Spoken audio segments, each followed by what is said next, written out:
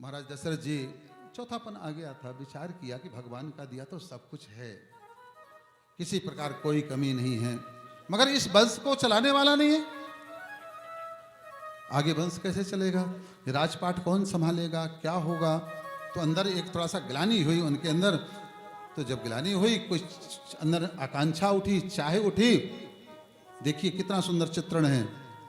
आपके अंदर, हर व्यक्ति के अंदर कामनाएं होती हैं।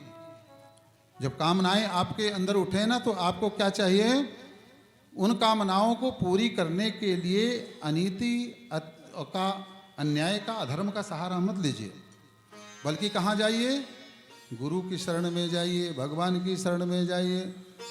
भगवान भी तो देता, देने के लिए तैयार है। आप गलत रास्ता चुन लेते हैं, भगवान सब कुछ देने के लिए तैयार है महाराज।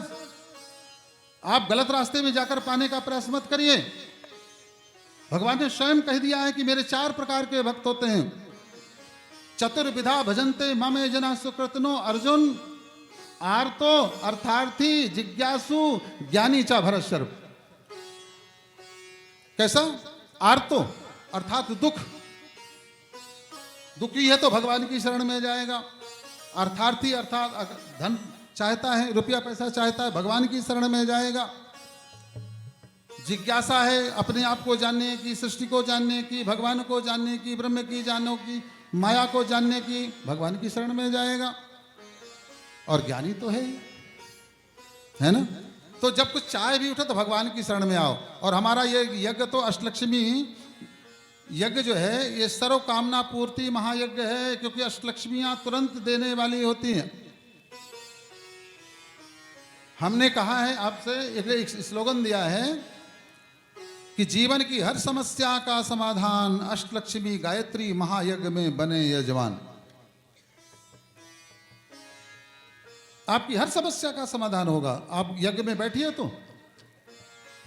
और आपकी कोई कामना हो ना, तो उसको भी एक नारियल में बांध करके अपनी कामना, अपनी विनती को और वहां रख दीजिएगा, यहां रख दीजिएगा। सात्विक कामना, ऐसा नहीं कि एकदम से बोलो कि प्राइम मिनिस्टर बना देना।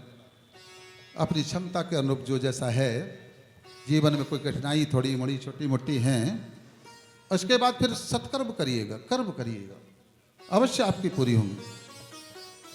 तो अब इनके जीवन में कमी थी, पुत्र नहीं, गुरु जी के पास ले गए। गुरु जी ने कहा, राजन क्या बात करते हैं आप, अरे आपके अंदर कामना उठी कहाँ से? और उठ गई है तो चिंता मत करिए।